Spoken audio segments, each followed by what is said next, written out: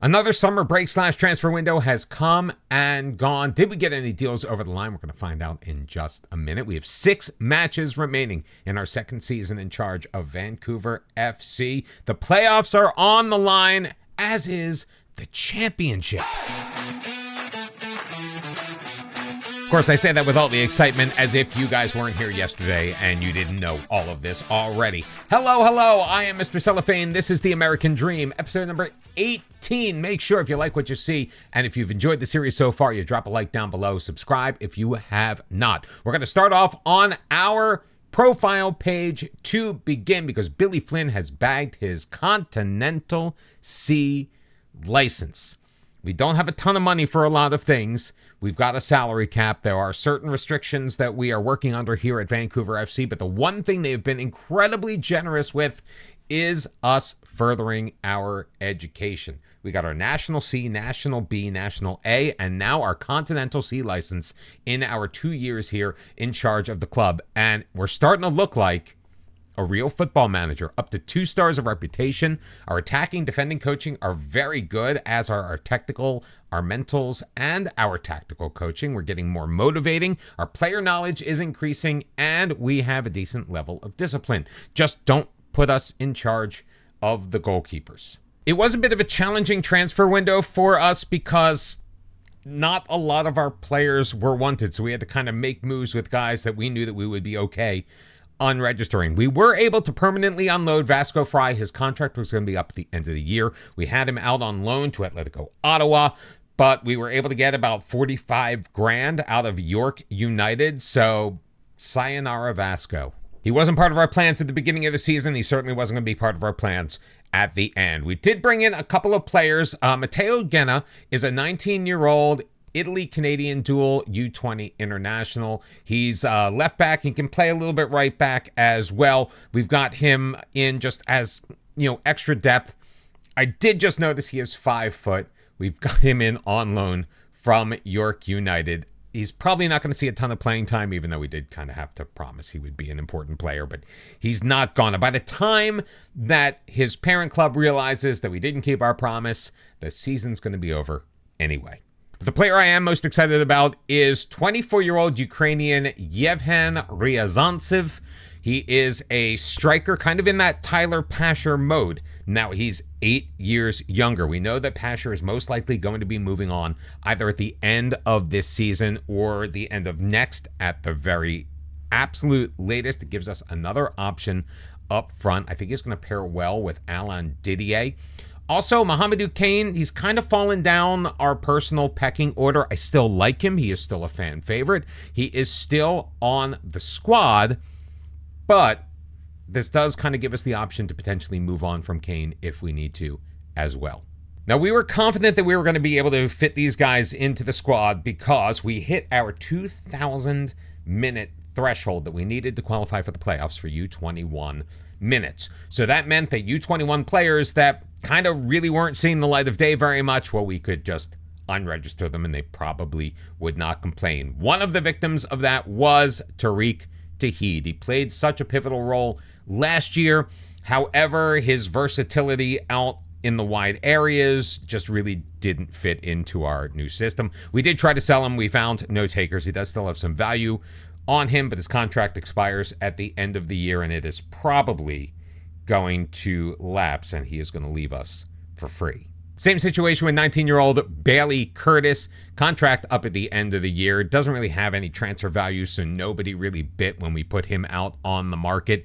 He played sparing minutes in the midfield in place of Simmons and Johnston, but with Paris G there and with the addition of Shivani, I just did not see Bailey Curtis getting any more minutes this season.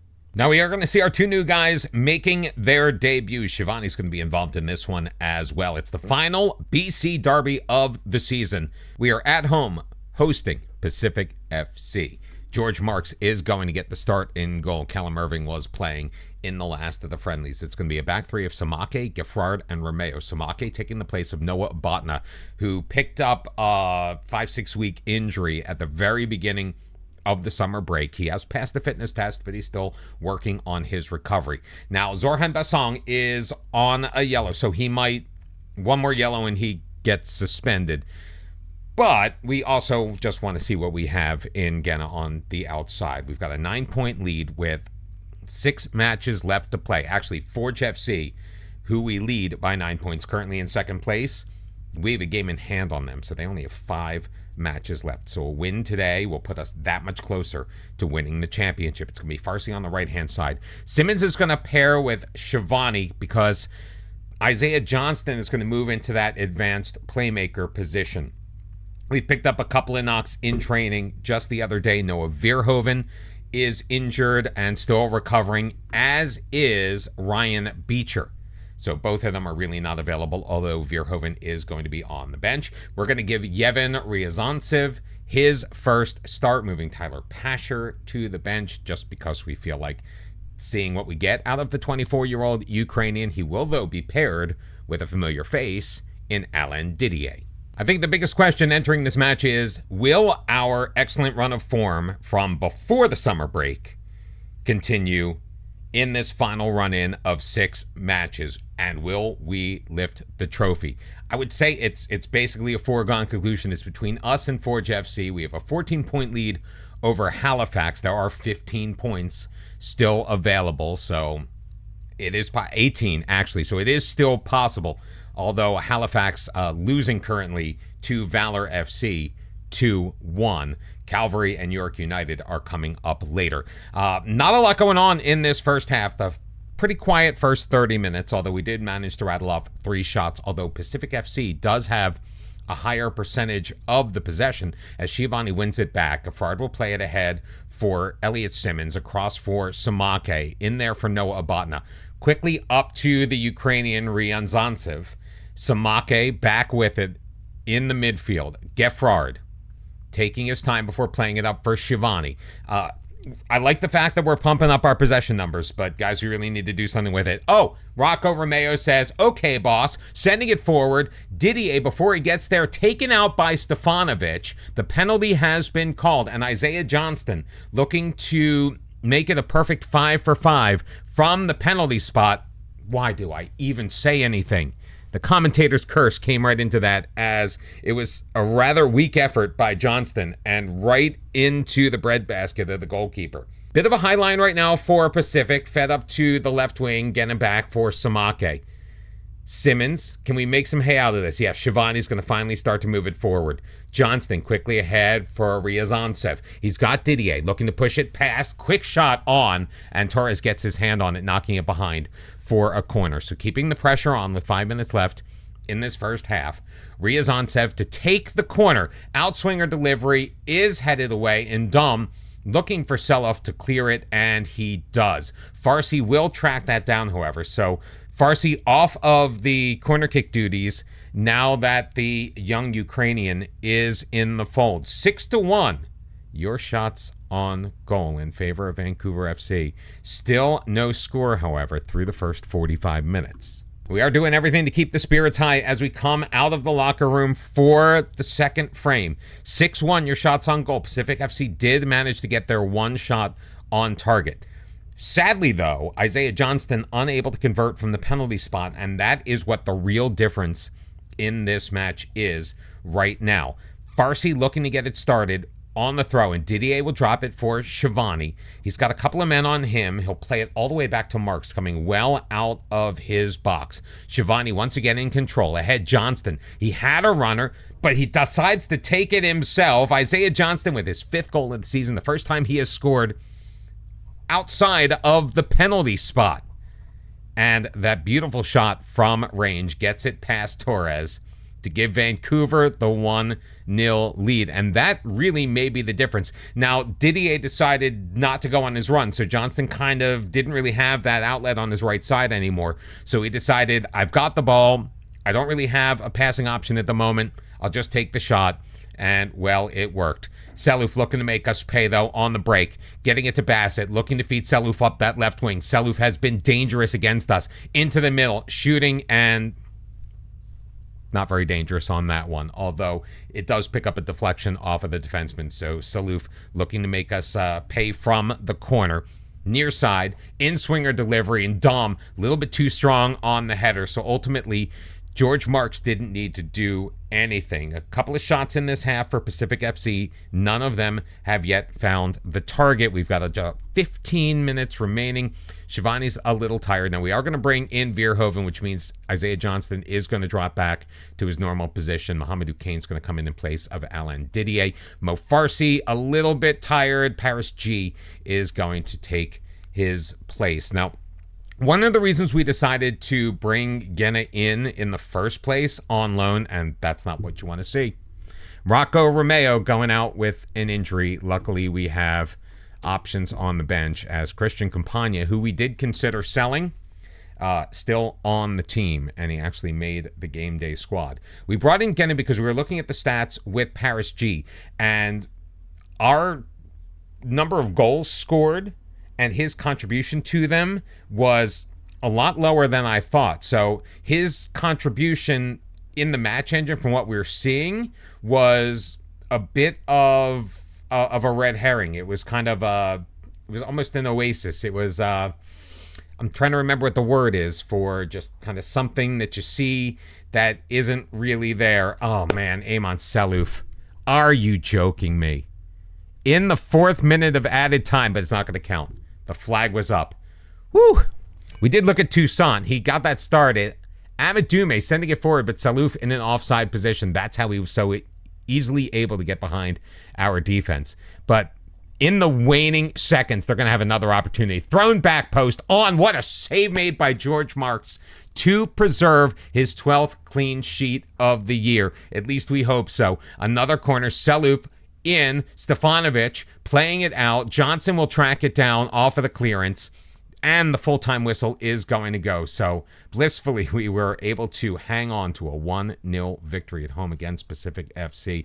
They took their chances. Oh boy, did they take their chances. But ultimately, we came out victorious. George Marks came up huge at the last second.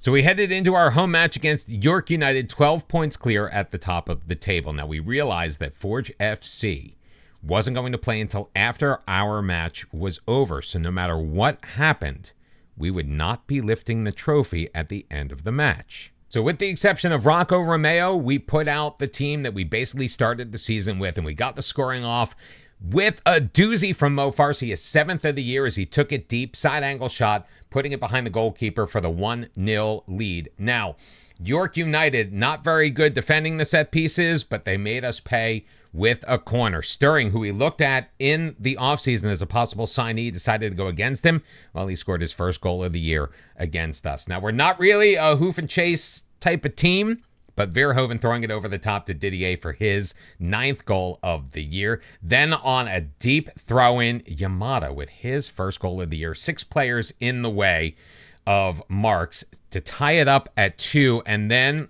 with just a couple of minutes remaining in added time, Vasco Fry picking up the loose ball. George Marks made a fantastic save. A little hard done with that 5-8 rating that he ended up getting. I mean, he did give up 2 goals in the final 10 minutes or so of this match. But Vasco Fry, who we just sold to York United, scoring his first goal for the team, his 2nd on the year, to put us away by a score of 3-2.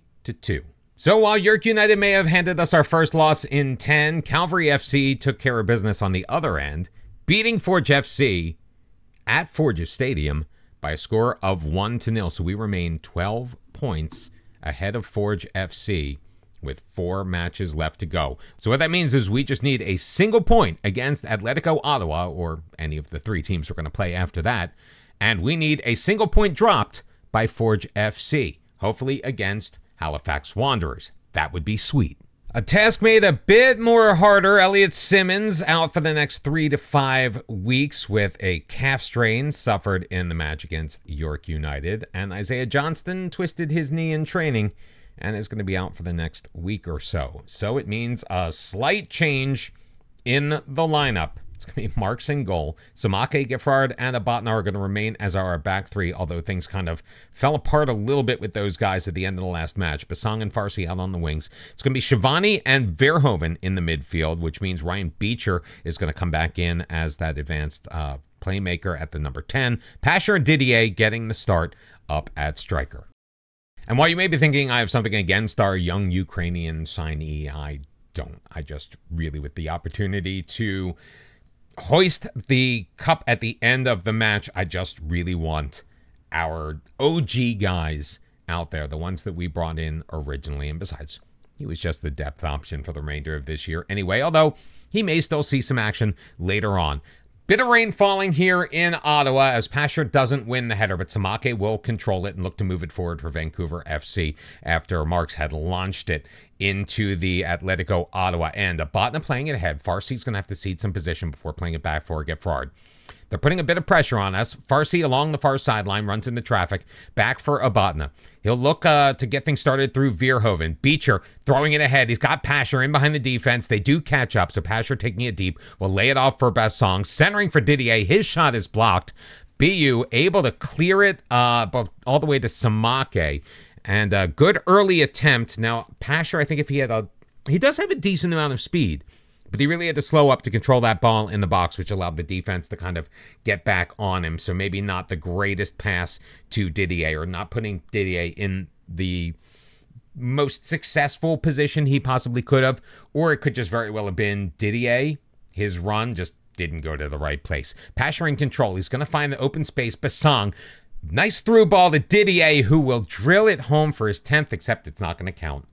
Didier was offside. A great pass by Bassong. If he released it a little bit sooner, Didier might have been able to bend his run. Meanwhile, on the other end, back post header, missed going over. Chance for a goal off of the set piece. Veerhoven, looking top corner. Ingham gets his hands on it and pops it over the net. So it's going to be a corner kick to Vancouver FC. We are buzzing. We just need these points. Pasher to deliver. Can't find Beecher. Didier, though, popping it on, and Ingham will make a fairly routine stop. Shivani throwing it forward. He's got Didier moving it up the right wing. With runners ahead. The break is on. Beecher, he's got it.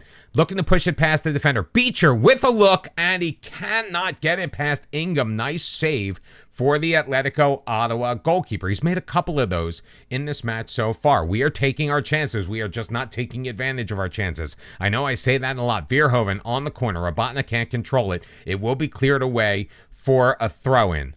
At this moment, we are 13 points ahead of Forge FC. I think Forge lost their match. What a save by Marks. Oh, it looked like a save. It is so hard to tell from some of these angles. I could have sworn Marks made a save there.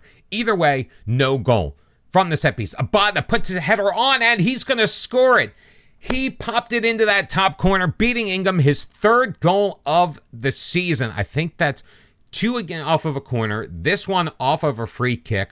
What a delivery from the near sideline by Noah Veerhoven. Hooking up with his namesake, Noah Abotna, beating Ingham. Finally breaking through. It's Atletico Ottawa 0, Vancouver FC 1. Bayou sending it forward, picking out Cortez in the box. He'll just drop it back for Bayou as he ran into traffic. Bayou with space. He'll shoot. Marks makes the save. That was most definitely a save, which will lead to an Atletico Ottawa corner. Just a couple of minutes remaining in this first half. Vancouver with the 1-0 lead. Sacco looking to send it in. The outswinger can't get it past Veerhoven, and Didier will just put that out in the touch to clear away all doubt. Bayou, though, with another corner opportunity. This from the near side, put on Marks, is going to make the stop. Unable to pop it over his head like Abotna was able to do to Ingham. And that's going to do it for the first 45 minutes. Pretty even in this match so far, except for two places. The possession numbers, 62 to 38% in favor of Vancouver FC. And on the scoreboard, Atletico Ottawa 0, Vancouver FC 1. Now, we just have to hang on to this victory, which we were unable to do last week against York United, who is losing to Pacific FC. Looks like Halifax has either won their match 3-1 over Forge FC, or they are winning.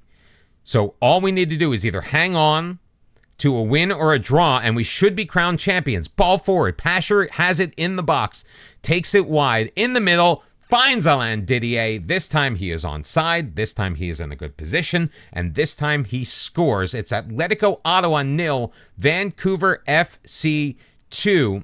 And we are just that one step closer to the championship of the Canadian Premier League. We finished As the worst team last year, although we missed the playoffs by like one win when all was said and done, this year we have taken care of business.